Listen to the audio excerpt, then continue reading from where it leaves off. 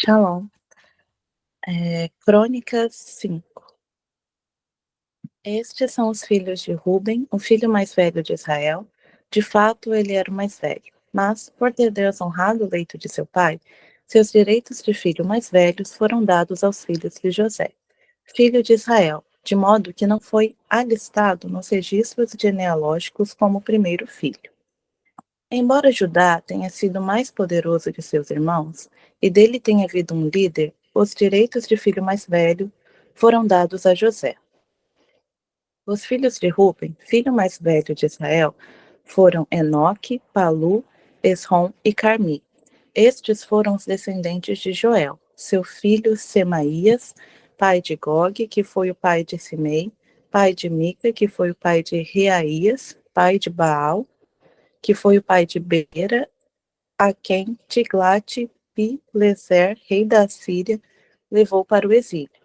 Beera era um líder da tribo de Ruben. Estes foram os parentes dele, de acordo com os seus clãs, alistados conforme os seus registros genealógicos. Jeiel, o chefe Zacarias, e Belá, filho de Azaz, neto de Sema e bisneto de Joel. Estes foram viver na região que vai desde Aroer até o monte Nebo e Baal-Meon.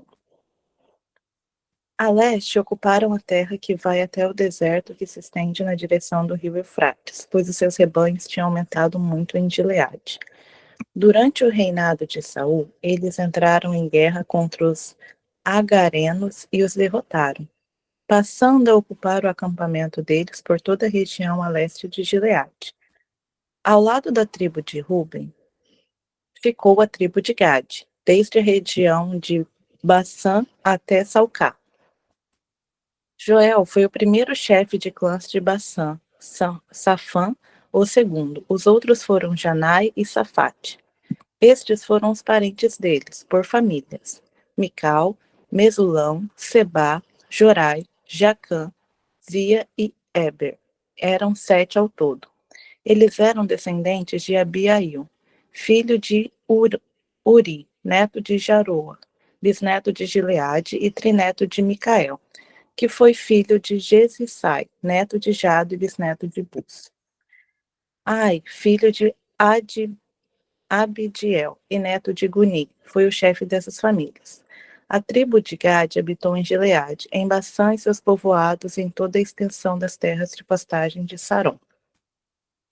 Todos esses entraram nos registros genealógicos durante os reinados de Jotão, rei de Judá, e de Jeroboão, rei de Israel. As tribos de Ruben, Gade e metade da tribo de Manassés tinham juntas 44.770 homens de combate, capazes de empunhar escudo e espada e usar o arco, e treinados para a guerra.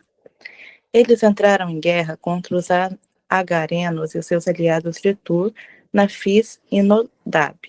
Durante a batalha, clamaram a Deus, que os ajudou, entregando os agarenos e todos os seus aliados nas suas mãos. Deus os atendeu, porque confiaram nele. Tomaram dos agarenos o rebanho de 50.000 camelos, 250.000 ovelhas e 2.000 jumentos. Também fizeram 100.000 prisioneiros. E muitos foram os inimigos mortos, pois a batalha era de Deus. Eles ocuparam aquela terra até a época do exílio. A metade da tribo de Manassés era numerosa e se estabeleceu na região que vai de Bassã a Baal-Hermon, isto é, até Senir, o Monte Hermon. Estes eram os chefes das famílias dessa tribo: Efer, Izi, Eliel, Asriel, Jeremias, Odavias e Jadiel. Eram soldados valentes, homens famosos e chefes de família. Mas foram infiéis para com Deus os seus antepassados e se prostituíram, seguindo os deuses dos povos que Deus tinha destruído diante deles. Por isso, o Deus de Israel incitou Pul, que é Tiglat-Pileser, rei da Assíria, a levar as tribos de Ruben, de Gade e a metade da tribo de Manassés para Ala, para Abor, para Ara e para o rio Gozã, onde estão até hoje. Crônica 6. Estes foram os filhos de Levi: Gerson, Coate e Merari. Estes foram os filhos de Coate: Arão, Issar, Hebron e Uzziel. Estes foram os filhos de Amrão, Arão, Moisés e Miriam. Estes foram os filhos de Arão: Nadab, Abiú, Eleazar e Itamar. Eleazar gerou Finéias, Finéias gerou Abissua, Abissua gerou Buqui, Buqui gerou Uzi, Uzi gerou Zeraías, Zeraías gerou Meraiote, Meraiote gerou Amarias, Amarias gerou Aitube, Aitube gerou Zadok, Zadok gerou Aimás, Aimás gerou Azarias, Azarias gerou Joanã, Joanã gerou Azarias, que foi sacerdote no templo construído por Salomão em Jerusalém. Azarias gerou Amarias, Amarias gerou Aitube, Aitube gerou Zadok, e Zadok gerou Salum. Salum gerou Ilquias, e Ilquias gerou Azarias. Azarias gerou Seraías, e Seraías gerou Jeozadak. Jeozadak foi levado prisioneiro quando o Senhor enviou Judá e Jerusalém para o exílio por Nabucodonosor. Estes foram os filhos de Levi: Gerson, Coate e Merari. Estes são os nomes dos filhos de Gerson: Libni e Simei. Estes foram os filhos de Coate: Arão, Izar, Hebron e Uziel. Estes foram os filhos de Merari: Mali e Muzi. Estes são os clãs dos levitas alistados de acordo com seus antepassados. De Gerson, seu filho Libni, que foi o pai de Jaate, pai de Zima, que foi o pai de Joá, pai de Ido, pai de Zerá, que foi o pai de Jeaterai. De Coate, seu filho Aminadab, pai de Corá, que foi o pai de Assi, pai de Eucana, pai de Ebi-Asaf, que foi o pai de Assi, pai de Taate, pai de Uriel, pai de Uzias, que foi o pai de Saul. De Eucana, Amassai, Aimote, e Eucana, pai de Zofai, pai de Naate, que foi o pai de Eliabe, pai de Jeroão, pai de Eucana, que foi o pai de Samuel. De Samuel, Joel, mais velhos, e Abias o segundo. De Merari, Mali, pai de Libni, pai de Simei, que foi o pai de Uzá. Pai de Simeia, pai de Agias, que foi o pai de Asaías. Estes são os homens a quem Davi encarregou de dirigir os cânticos no templo do Senhor depois que a arca foi levada para lá. Eles ministravam louvor diante do tabernáculo na tenda do encontro, até quando Salomão construiu o templo do Senhor em Jerusalém. Eles exerciam suas funções de acordo com as normas estabelecidas. Estes são os que ministravam junto com seus filhos. Dentre os coatitas, o músico Emã, filho de Joel, filho de Samuel, filho de Eucana, filho de Jeroão, filho de Eliel, filho de Toá, filho de Zufi, filho de Eucana, filho de Maate, filho de Amassai, filho de Eucana, filho de Joel, filho de Azarias, filho de Sofonias, filho de Taate, filho de Assi, filho de Ebiasaf, filho de Corá, filho de Issá, filho de Coate, filho de Levi e filho de Israel. À direita de Emã ficava seu parente Asaf, filho de Berequias, filho de Simeia, filho de Micael, filho de Baacéias, filho de Malquias, filho de Etini, filho de Zerá, filho de Adaías, filho de Etã e filho de Zimá, filho de Simei, filho de Jaate e filho de Gerson, filho de Levi. Dentre os Meraitas, à esquerda de Emã, parente dos Meraritas, ficava Etã, filho de Quise, filho de Atibi, filho de Maluque, filho de Asabias, filho de Amazias, filho de Ilquias, filho de Anzi, filho de Bani e filho de Semé, filho de Mali, filho de Muzi e filho de Merari, filho de Levi. Seus parentes, os outros levitas, foram encarregados de cuidar de todo o serviço no tabernáculo no templo de Deus. Mas era Arão e seus descendentes que cuidavam dos sacrifícios no altar do holocausto e das ofertas no altar de incenso e de todo o serviço do lugar santíssimo e dos sacrifícios de propriação por Israel, conforme tudo que Moisés, servo de Deus, tinha ordenado. Estes foram os descendentes de Arão: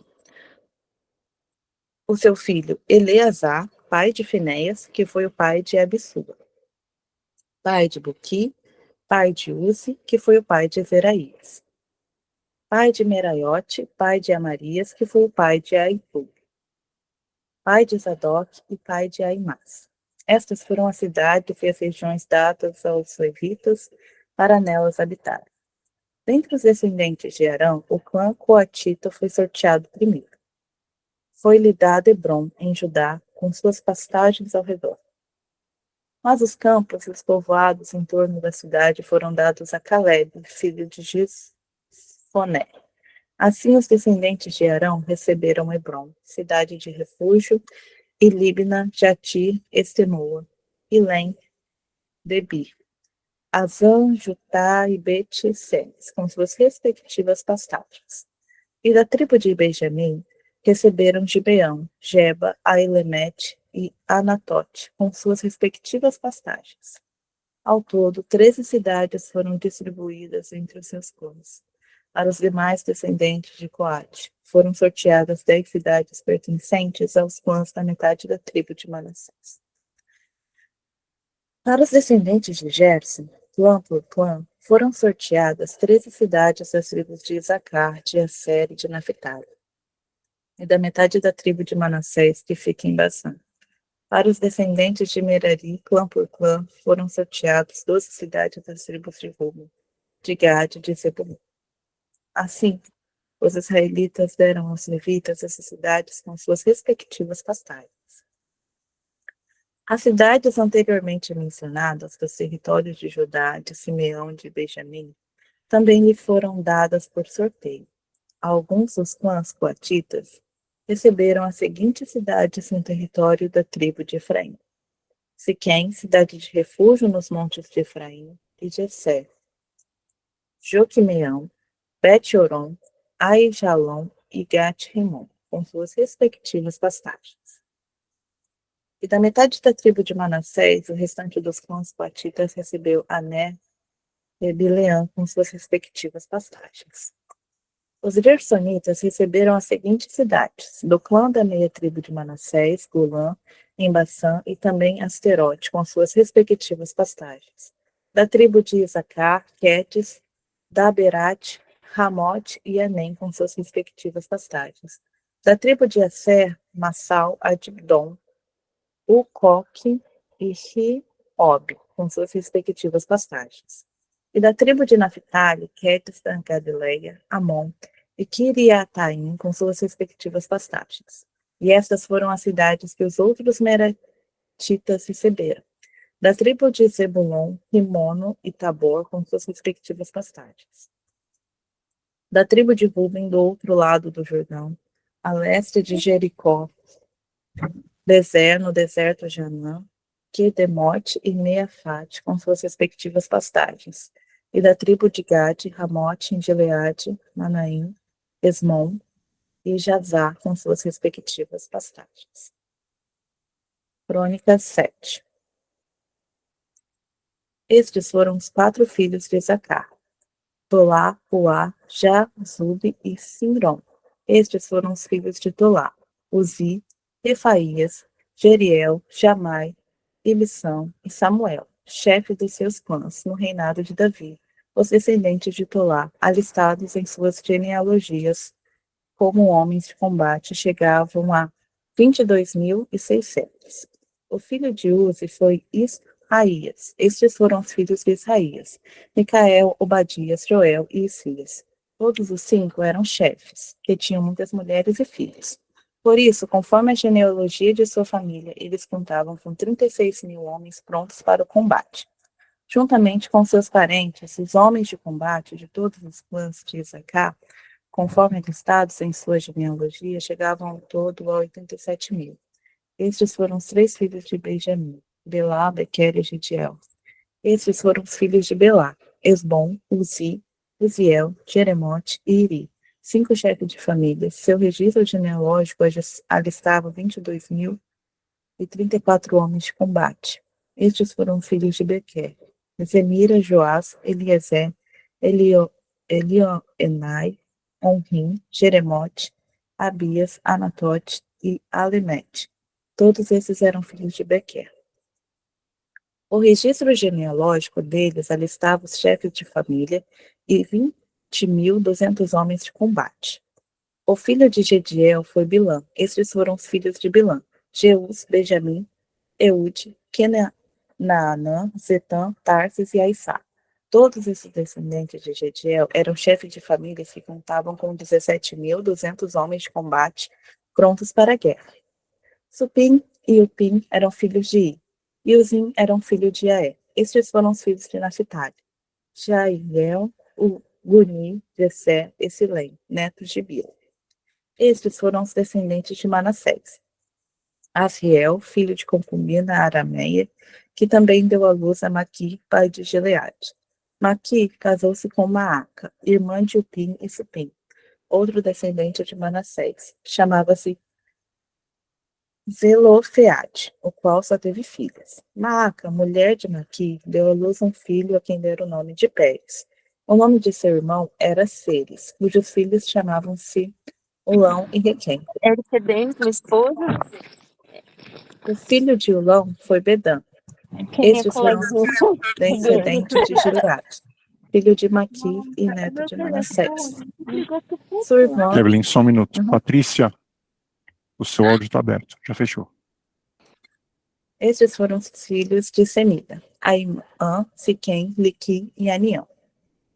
Estes foram os descendentes de Efraim: Sutela, que foi pai de Berede, pai de Taate, pai de Eleada, que foi o pai de Taate, pai de Zabade, pai de Sutela, Ezer e Eleade, filhos de Efraim. Foram mortos por homens da cidade de Gate, quando tentaram roubar os rebanhos deles. Efraim chorou muitos dias por eles, e seus parentes vieram consolá-lo. Depois ele se deitou de novo com sua mulher, e ela engravidou e deu à luz um filho. Ele o chamou de Berias, pois tinha acontecido uma desgraça em sua família. Sua filha chamava-se Será. Foi ela quem fundou um Bet-Eron alta e Bet-Eron baixa, e também Uzem Será.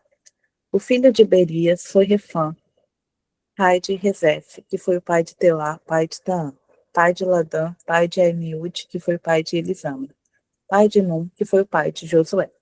Suas terras e cidades incluíam Betel e os povoados ao redor, Naarã, a leste, Gezer e seus povoados a oeste, Esiquém e Eiá com seus povoados.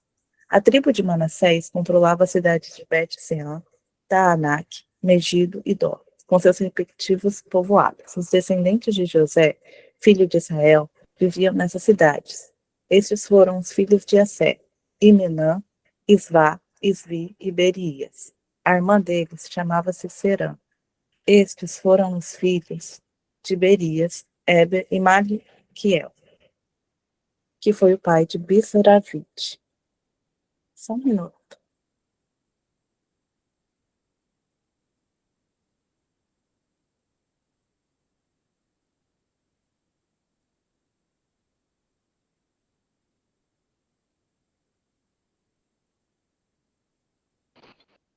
Estes foram os filhos de Assé: Imenã, Isvá, Isvi e Berias. A irmã deles chamava-se Sera. Estes foram os filhos de Berias, Eber e Malquiel, que foi o pai de Bisravite. Eber gerou Jaflete, Somé e Jotão. E a irmã dele, Suá. Estes foram os filhos de Jaflete: Bazaque, Bimal e Asvate. Estes foram os filhos de Jaflete. Estes foram os filhos de Somé, Aí, Pogá, Jeubá e Arã. Estes foram os filhos de Elém, irmão de Somé: Zofá, Imená, Celes e Amal. Estes foram os filhos de Jofá: Suá, Arnéfer, Sual, Beri, Inra, Bezer, Ode, Samá, Silfa, Itirã e Beera. Estes foram os filhos de Jeter: Jefoné, Pisma e Ara. Estes foram os filhos de Ulá: Arã, Aniel e Rizia. Todos esses foram os descendentes de Assé. Eram chefes de famílias, homens escolhidos e soldados valentes, e líderes de destaque. O número dos alistados para combate no exército deles chegou a 26.000. Agora, Crônicas 8.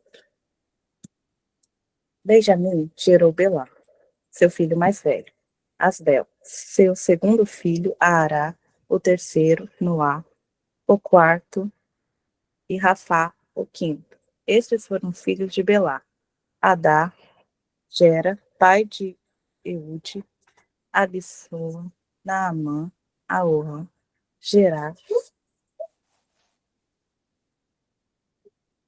e Noá o quarto e Rafa o quinto. Estes foram os filhos de Belá, Adá, Gerá, pai de Eude, Abissua, Naamã, Auá, Gerá, Sefufá e Urã.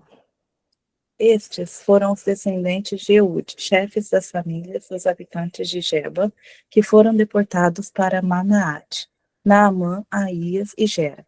Esse Gera, pai de Uzá e de Aiude, foi quem os deportou. Depois de ter se divorciado de suas mulheres Uzim e Barã, Saaraim teve filhos na terra de Moabe.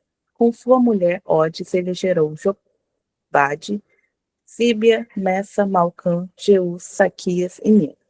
Estes foram seus filhos, chefes de famílias, com Uzim, ele gerou Abitube e Eupaal. Estes foram os filhos de Eupaal, Eber, Mizan, Semede, que fundou Ono e Lode com seus povoados. Berias e Semã foram os chefes das famílias dos habitantes de Ajalon, e foram eles que expulsaram os habitantes de Gade. Aió, Sazaque, Jeremote, Zebadias, Arad, Éder, Mical, Ispa e Joá foram os descendentes de Berias. Zebadias, Mesulão, Isqui, Eber, Ismerai, Isleas e Jobade foram descendentes de Eupal. Jaquim, Zicri, Jadbi, Elienai, Siletai, Eliel, Adaías, Beraías e Simhat foram descendentes de Simei. Spam, Eber, Eliel, Abdon, Zicri, Anã, Ananias, Elão, Antotias, Ifideias e Penuel foram descendentes de Sasaque. Sanserai, Searias, Atalias, Jaaresias, Elias e Zicri foram descendentes de Jeroão. Todos esses foram chefes de famílias, líderes conforme os alistados em suas genealogias, e moravam em Jerusalém. Jeiel, pai de Gibeon, morou na cidade de Gibeon. O nome de sua mulher era Maaca. O de seu filho mais velho, Adidom, e de seus outros filhos, Zur, Quis, Baal, Né, Nadab, Gedom, Aió, Zequer e Micote, que gerou Simeia, eles também moravam perto de seus parentes em Jerusalém. Né gerou Quis, que gerou Saul. Saul gerou Jonatas, Malquissua, Abinadab e Esbaal. O filho de Jonatas foi Merib-Baal, que gerou Mica. Estes foram os filhos de Mica: Pitom, Meleque, Tareia e Acás. Acás gerou Jeoada. Jeoada gerou Alamete, Asmavete e Zinrim. E Zinrim gerou Moça. Moça gerou Bineia, pai de Rafa, que foi o pai de Eleasa, pai de Asel. Asel teve 6 filhos, chamados Aziricão, Bocru, Ismael, Searias, Obadias e Anã. Todos esses foram filhos de Azel. Estes foram os filhos de Ezeque, seu irmão. Eluão, o mais velho, Jeus, o segundo, e Elifelete, o terceiro. Os filhos de Ulão eram soldados valentes e bons flecheiros. Tiveram muitos filhos e netos. Eram 150 ao todo. Todos esses foram descendentes de Benjamim. Eclesiastes 10. Assim como a mosca morta produz mau cheiro e estraga o perfume, também um pouco de insensatez pesa mais que a sabedoria e a honra. O coração do sábio se inclina para o bem, mas o coração do tolo para o mal. Mesmo quando anda pelo caminho, o tolo age sem o mínimo bom senso e mostra a todos que não passa de um tolo. Se a ira de uma autoridade se levantar contra você, não abandone o seu posto. A tranquilidade evita grandes erros. Há outro mal que vive debaixo do sol, um erro cometido pelos que governam. Tolos são postos em cargos elevados, enquanto ricos ocupam cargos inferiores.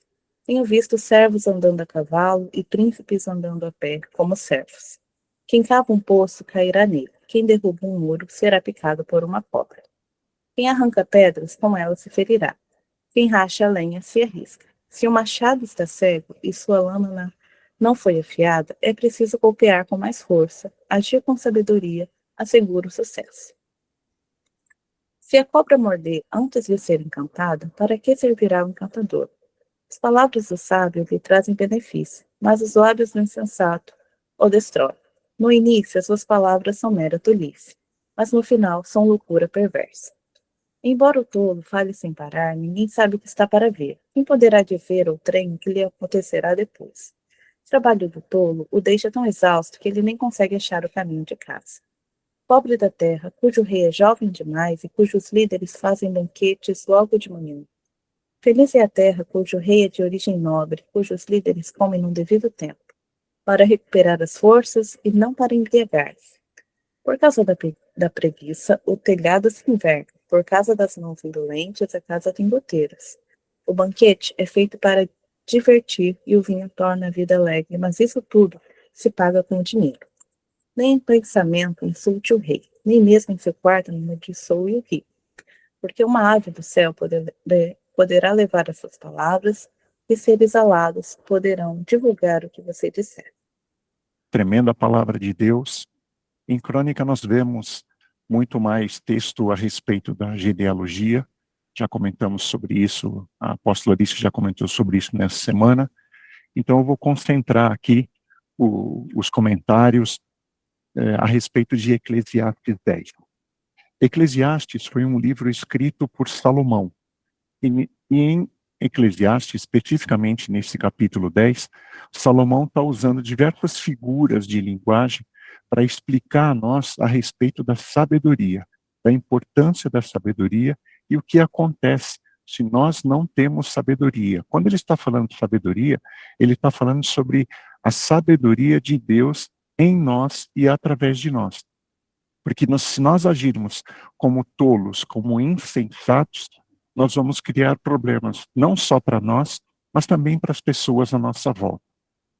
Então eu queria fazer um panorama aqui sobre a maior parte dos versículos para comentarmos um pouco, para a gente entender um pouco melhor sobre o que Salomão está falando. E tem alguns versículos que têm algumas mensagens assim que estão lendo a primeira vez, parece uma incógnita, mas tem alguns textos aqui bastante interessantes, e mais uma vez a gente vê que a Bíblia explica a Bíblia. O versículo primeiro está falando sobre a mosca que estraga o perfume. O sentido desse versículo é que se nós temos uma atitude tola, ela pode de repente estragar, afetar ou arruinar algo muito maior. Então nós temos, por exemplo, alguém que teve toda uma vida profissional, por exemplo, e por uma atitude, por um erro, por um problema, pode arruinar tudo isso e pode ganhar uma fama só por causa de uma pequena atitude. Então nós precisamos ficar atentos. Não existe como o pecado, não existe pecado grande, médio, pequeno, king size, existe o pecado. Então nós precisamos tomar cuidado para que nós não estejamos agindo de forma errada, seja de algo pequeno, seja algo grande, para que não tenhamos nenhum tipo de consequência ruim e algo seja arruinado, seja a reputação, seja relacionamento, seja algo que está à nossa volta, a nossa família, ministério, vida profissional, relacionamentos, seja o que for. O versículo 2, ele fala que o coração do sábio se inclina para o bem, mas o do tolo para o mal. Porque, na verdade, nós vemos que se nós estamos buscando a sabedoria de Deus, nós estamos buscando o bem do Senhor. E se nós não fazemos isso, e agirmos por nós mesmos, agirmos conforme a nossa carne, conforme a nossa alma, e algumas vezes até influenciados pela malignidade à nossa volta, o que acontece? Nós vamos nos inclinar para o mal, e vamos deixar de estar debaixo da cobertura que Deus tem para as nossas vidas.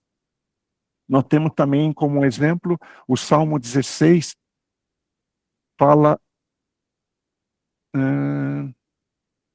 não, desculpe, esse é outro. O coração dos sábios se inclina para o bem. Mesmo quando anda pelo caminho, versículo 3, o tolo age sem o mínimo bom senso e mostra a todos que não passa de um tolo. Então nós vemos situações em que pessoas, quem aqui já viu alguém que sabia como devia agir numa determinada situação, sabia como deveria responder uma determinada situação, sabia o que deveria ter feito para resolver tal problema e simplesmente não fez e simplesmente agiu de forma totalmente contrária e estragou, ou como se costuma dizer frequentemente, azedou toda uma série de relacionamentos, de situação, criou uma série de problemas por não ter tomado uma atitude correta, por não ter falado uma palavra correta. Então, nós vemos exatamente isso nesse exemplo que ele está dando aqui. O versículo 4. Se a ira de uma autoridade se levantar contra você, não abandone seu posto. A tranquilidade evita grandes erros. Ora, se nós estamos fazendo todas as coisas, buscando a sabedoria de Deus, buscando estar na presença de Deus, assim como a palavra fala em 1 Coríntios 10, para comer, beber, fazer todas as coisas, fazer tudo para a glória de Deus, por que nós vamos temer se alguém se levantar contra nós? Se Deus é por nós, quem será contra nós? Nós precisamos ter certeza em quem nós estamos firmados, em quem nós cremos. Se nós cremos no Senhor, nós precisamos continuar firmes nele e não nos abalarmos com aquilo que acontece à nossa volta. Porque Efésios 6 também explica que a nossa luta não é contra carne e sangue, mas sim contra aquilo, principados, potestades, contra aquilo que age através da vida das pessoas contra nós.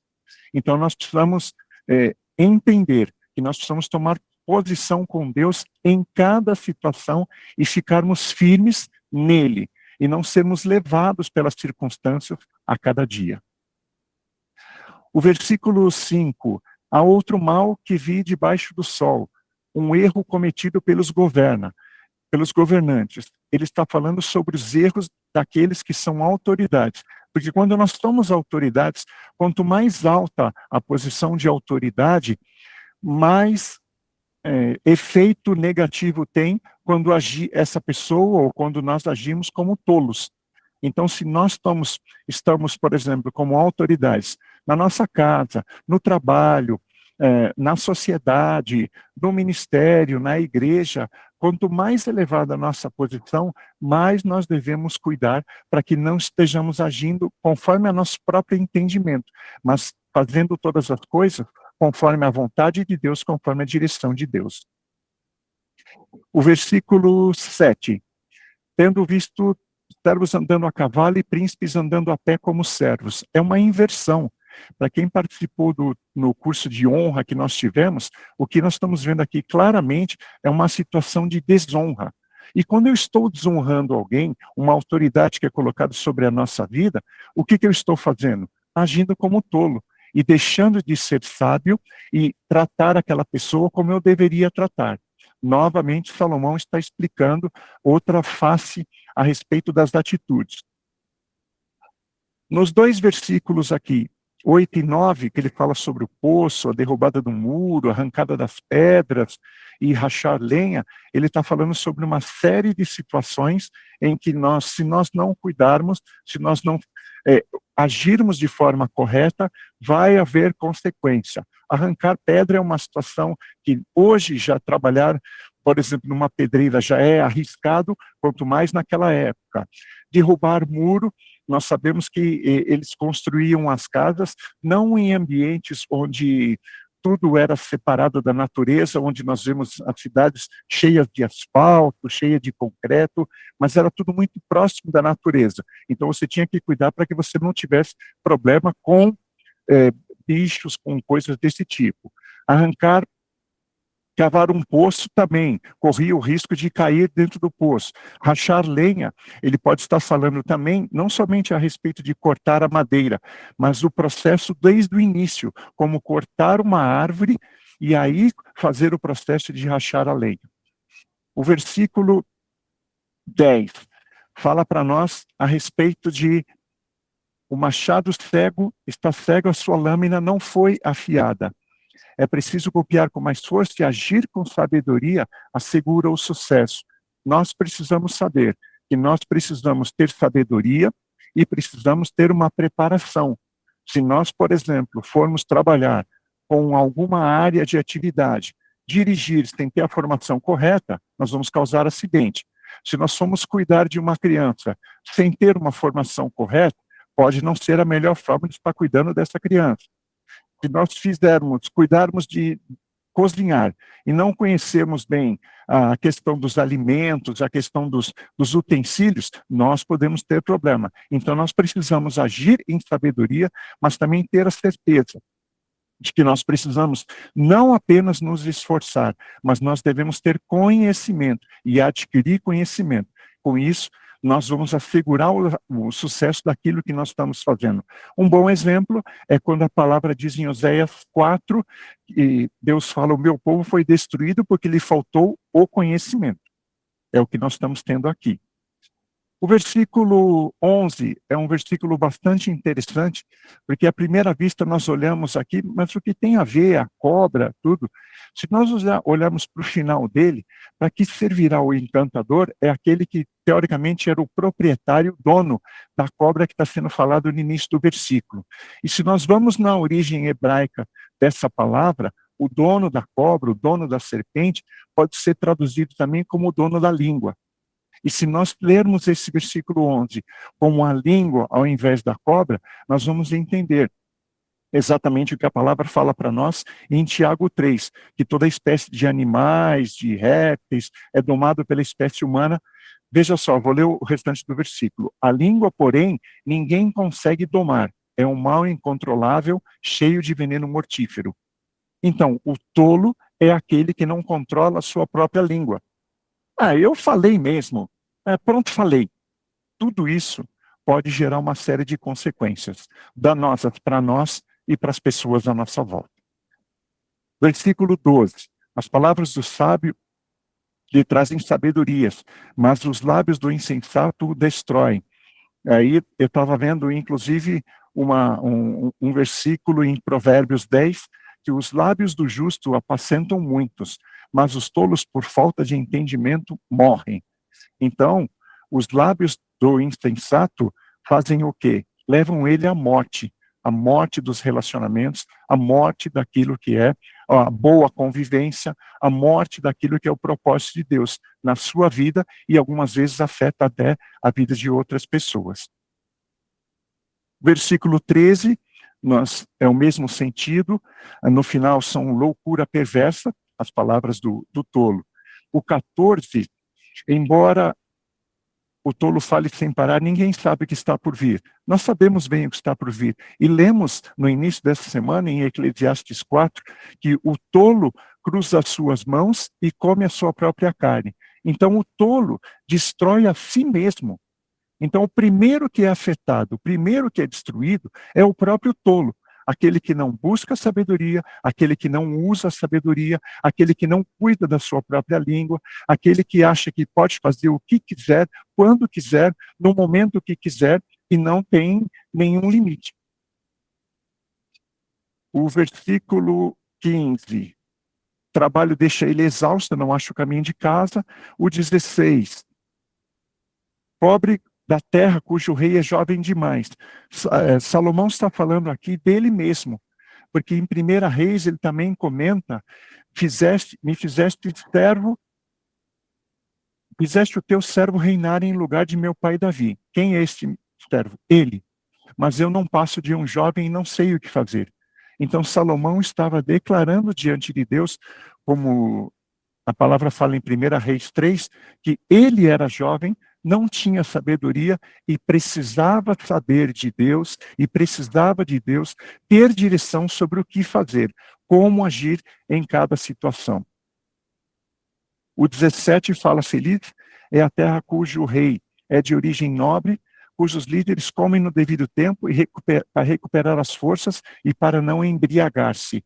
Ele está falando especificamente sobre autoridades que se embriagam com a sua posição. Autoridades que se embriagam com poder, eu recebi autoridade, eu sou chefe, eu sou o fulano de tal, eu sou isso, eu sou aquilo. Você sabe com quem está falando? Já ouviu essa frase? Já ouviu alguém comentar sobre essa frase? Ou aquela frase, você sabe quem é o meu pai? Bom, eu sei quem é o meu pai, a pessoa deveria saber quem é o pai dela, tudo bem. O versículo 18, por causa da preguiça o telhado se enverga, Por causa das mãos indolentes, a casa tem goteiras. Primeiro, que a preguiça, o preguiçoso é um tipo de tolo. O indolente também é um tipo de preguiçoso e é um tipo de tolo.